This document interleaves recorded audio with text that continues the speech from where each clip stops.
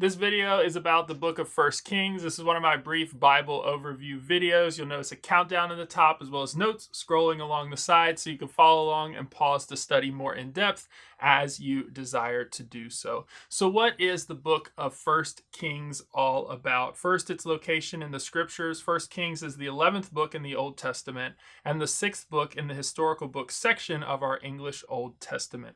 Kings, so First and Second Kings together as one book, is the 9th book in the Hebrew Bible. It is located in the prophets Nevi'im section of the Hebrew Bible and is the 4th and last in the former prophets subsection.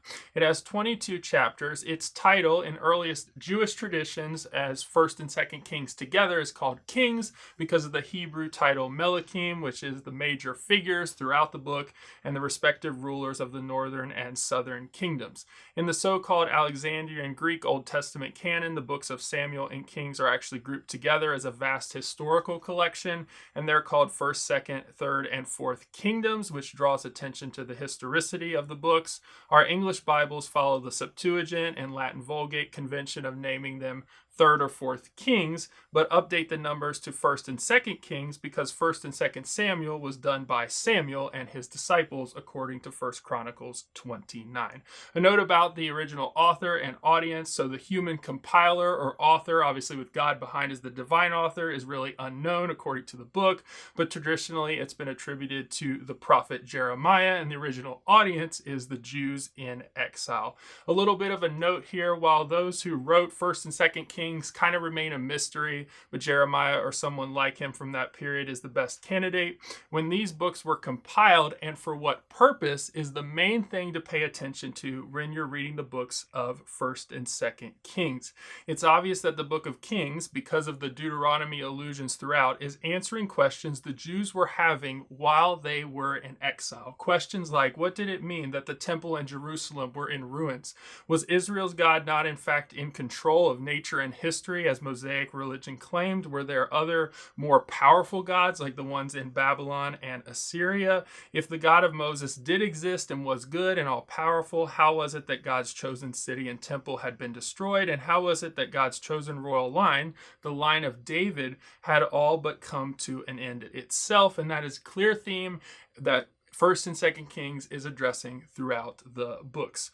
So what are the major summary themes of 1st Kings specifically? Power, politics, and the hope of the world, the God whose word shapes history. Kings, 1st and 2nd together, focus on covenant failure by Israel, kingdom destruction brought about from sin and by the Lord, and the hope of kingdom restoration by the promised Messiah and Son of David. Also, for 1st and 2nd Kings together as one book, it is the good, all-powerful God who oversaw the destruction of his chosen city and temple and exile to Babylon because of Israel's great sinfulness. Also, Israel's God as the true and only God is a key theme of Kings. So what's a key verse that summarizes the message of 1st Kings specifically? A good candidate would be 1 Kings 18:39. When all the people saw it, they fell on their faces and said, "The Lord, he is God. The Lord, he is God." So a structure overview of the book of Kings, as already noted, tradition suggests Kings, so 1st and 2nd Kings together, was originally one book. So here's a suggested kind of broad division for Kings together and then just 1st Kings by itself. So 4-section overview of Kings is Solomon's rise and failure and the division of the kingdom. Then you have the demise of these kingdoms and the fall of Israel, the continued demise of Judah and its fall, and a small epilogue, Messianic Kingdom, hope remaining. 3 broad divisions of just the book of 1st Kings by itself. You have the final days of King David, then you have Solomon's reign over the United Kingdom, and then you have the divided kingdoms of Judah and Israel. I've put up a map there of the northern and southern kingdoms, so southern being Judah and Israel in the north, and it's from page 122 of the Old Testament Handbook by Holman. I thought this map was really helpful, showing key places. You'll notice in the south in Judah, Jerusalem as the capital city of Judah, also Beersheba there. You'll notice some key cities in the north in the blue region for the kingdom of Israel, which had 10 tribes, Judah and Benjamin in the south and some Levites, and then the 10 tribes of Israel in the north. You'll notice Mount Carmel, where Elijah did his showdown with the priests of Baal. Also, Samaria is the political capital of the kingdom of Israel after Omri. And you'll also notice Dan and Bethel, where Jeroboam built a sanctuary, or the golden calves, where the people of Israel were encouraged to worship and do idolatry as well. I've also put up a map from the ESV Bible Atlas, map 16-5, which shows the prophets and where they actually were born or where they primarily did ministry. So you'll notice some like Elijah was born in Tishbe, but then he also does things in Mount Carmel, which is on that map as well. You'll notice notables like Jonah, Elisha, Jehu, Hosea, Isaiah, Zephaniah, Haggai, and it helps you identify whether they were prophets primarily in the north and primarily in the south, which is why I've included it in this video. So hopping into major themes, characters, and contents from the book of 1 Kings. First, the themes: that Yahweh is the only true God. Yahweh controls history. Yahweh demands exclusive worship. The content and place of true worship. The consequences of false worship.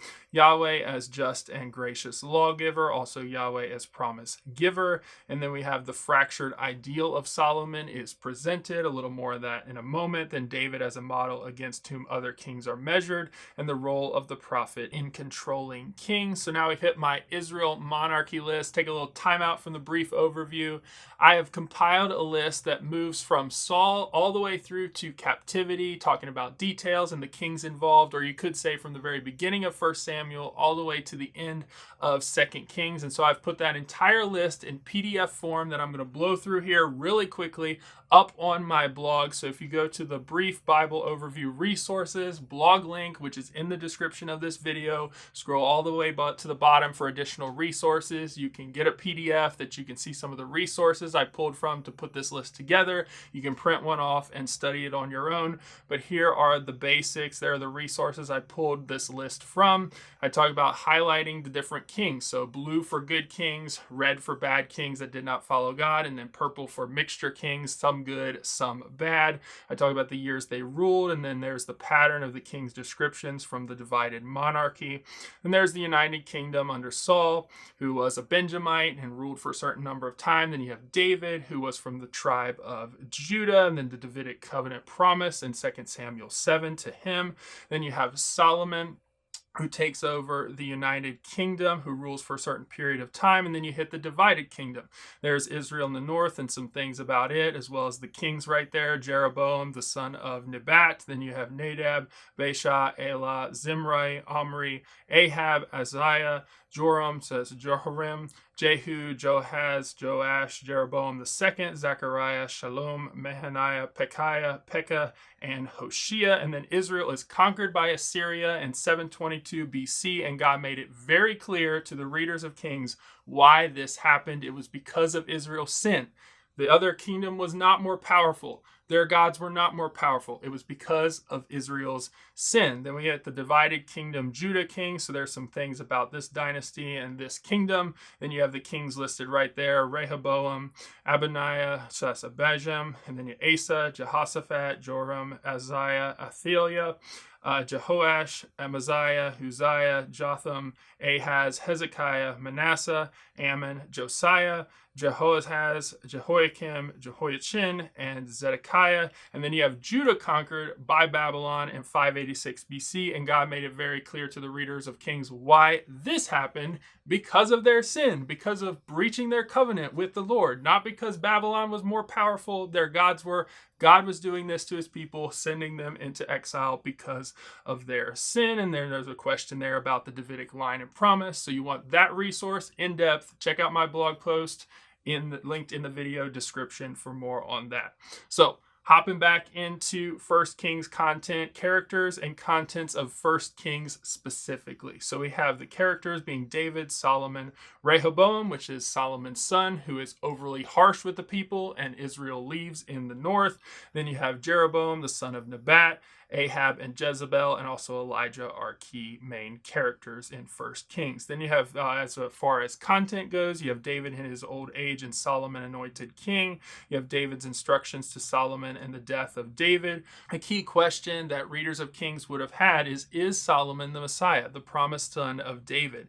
And so we get a reminder of God's promise to David is given at the very beginning of 1 Kings, but we soon find out that he is not the one. So Solomon's prayer for wisdom, and wisdom is displayed. Then you have preparations for building the temple. Solomon builds the temple. Solomon builds his house and the dedication of the temple. Then the Lord appears to Solomon. Then you have the Queen of Sheba. And then you have Solomon turns from the Lord, brought about by loving and marrying many foreign women in chapter 11. And the Lord raises adversaries in chapter 11 as well. God was very clear what would happen. We see in 1 Kings 11 verse 4, for when Solomon was old, his wives turned away his heart after other gods, and his heart was not wholly true to the Lord his God, as was the heart of David his father. And so that's a key feature of 1 Kings 2 through 11, is the attention it places on showing readers as the narrative progresses that Solomon is not the promised Messiah, Davidic king, because he failed to follow the three main instructions God gave kings in Deuteronomy 17.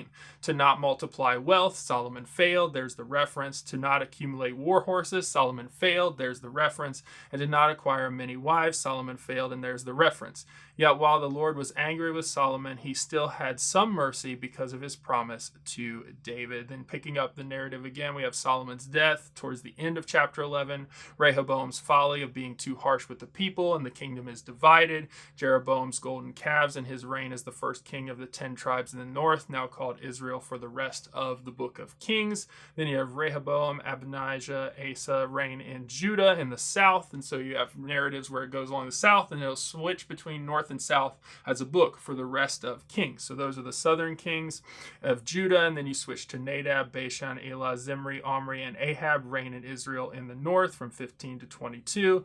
And during that period, you have Elijah and Ahab and Jezebel happenings, many different episodes there to recount, which includes 1 Kings 18, the Mount Carmel episode and the defeat of the prophets of Baal. Then you have the call of Elisha in chapter 19, and you have more Ahab things until his death, which include Naboth's vineyard in chapter 21 as well. Then you have Jehoshaphat reigns in Judah in the south, and you have Ahaziah reigns in Israel in the north to finish out the rest of the book of 1 Kings. So how does 1 Kings point to Jesus? The New Testament compares King Solomon, so the temple builder. It says Jesus is the one greater than Solomon and builds a better and more ultimate temple. Also, Elijah points to John the Baptist, who points to Christ, the new Moses. Jesus reunited not just first century Israel, but Israel and a group of Gentiles for God. So they were looking for someone to bring them back together.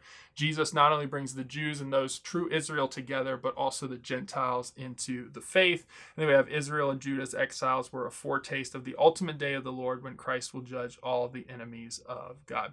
I want to encourage you to pick up this book of the Bible and read it on your own. Yes, in Kings 1st and 2nd together as one book, there's lots of craziness that goes on. It's sometimes hard to track, and with the rapid succession of kings and bouncing geographically back between north and south, it's really hard to keep track of. So we tend to focus mainly on like key characters like Elijah or Elisha or kings like Ahab that actually reign for a longer period of time, or we have more content on. But I want to challenge you to take the time to read larger sections of Kings in one sitting to help you see more of what's going on and piece it together, and find a trusted resource to help you see how the whole book fits together. I really think it's going to deepen your love for God's word and help you see how God, or Yahweh, the Lord, shapes history and not kings. I'm reminded of Proverbs 21:1 with that application and point. The king's heart is a stream of water in the hand of the Lord. He turns it wherever he will. And we see that throughout the entire book of 1 Kings. So how does 1 Kings apply to us? Kings is just another installment in what all of us know, but is hard to comprehend. God is sovereign. God rules, not only in our personal affairs, but in the cosmos. The book of Kings provide essential data on what we can expect as we live under God's sovereign rule, and provides a premier witness to the sovereignty of God carried out among some of the most unlikely and uncooperative people who have ever lived. God rules. His sovereignty is never canceled out by sin of flawed leaders. So let us follow him and rejoice in the truth that he is sovereign over all things. So there's some resources I use to put this video together. Others I would recommend to you for future study on your own. And that, in a few short minutes, is what the book of 1 Kings is all about.